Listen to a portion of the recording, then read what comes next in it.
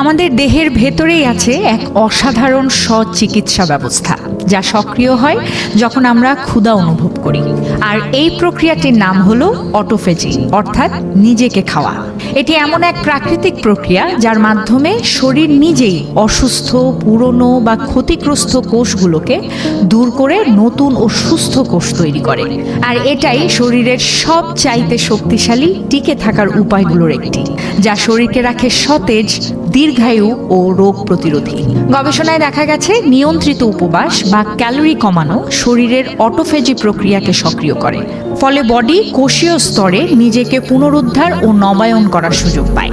এই প্রক্রিয়া শুধু শরীরকে ভেতর থেকে পরিশুদ্ধই করে না, বরং বাড়ায় বিপাক ক্রিয়ার গতি, শক্তি ও রোগ প্রতিরোধ ক্ষমতা।